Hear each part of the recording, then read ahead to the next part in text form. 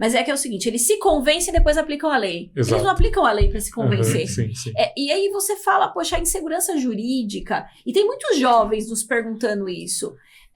Jurisprudência, decisões, como o Badara falou, recursos repetitivos, a gente tem aí algumas questões que já são um pouquinho mais visuais, mas a gente vive um cenário de uma inconstância jurídica preocupante. O que você acha? E também ampliando, dentro do Estado, se você quiser falar, e se quiser falar também no âmbito nacional, o que você acha disso? Eu penso que o Código de 2015 ele trouxe essa vantagem para a gente dos recursos repetitivos, talvez buscando um pouco, né, bebendo um pouco da água do direito norte-americano, para que haja uma consolidação de decisões, o que não tinha antes, né? Antes eu penso que era muito mais bagunçado, falando português claro, do que agora. Não tinha CNJ, não tinha nada. Não tinha.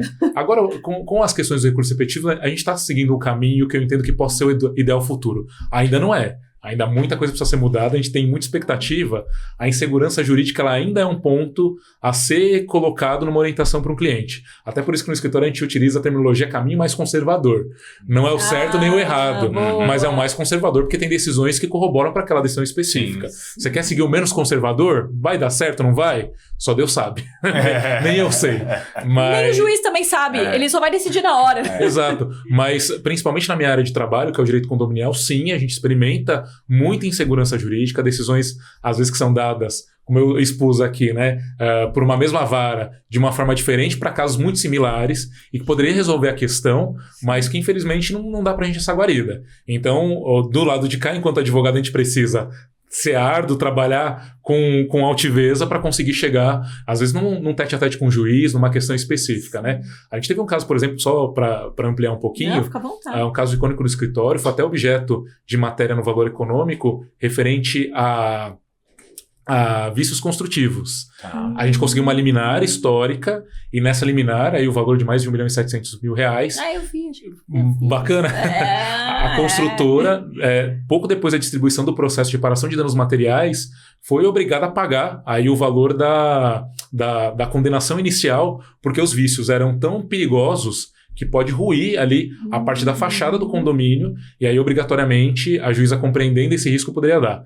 A gente enfrentou vários casos como esse em várias comarcas, em vários estados. Essa foi a primeira vez, e por isso histórico, que a gente teve êxito numa liminar, porque a demonstração do direito era tão latente que se a liminar fosse dada, eu não sei o que a gente faria.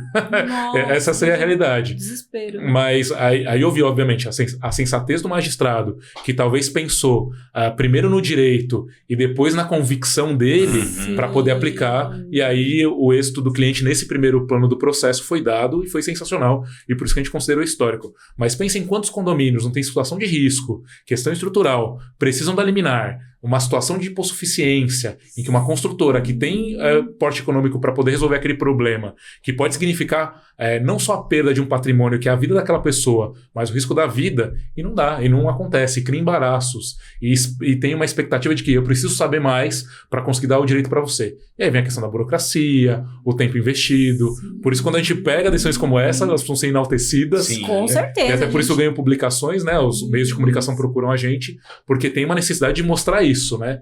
E às vezes isso, e a minha expectativa com isso é que outros colegas, quando enfrentarem uma situação como essa, utilizem um material para falar, olha, tem um precedente. Exato. Precedente, inclusive com exposição midiática, né? Que essa é a parte interessante também. Então pense dessa forma, juiz, por favor, me ajude.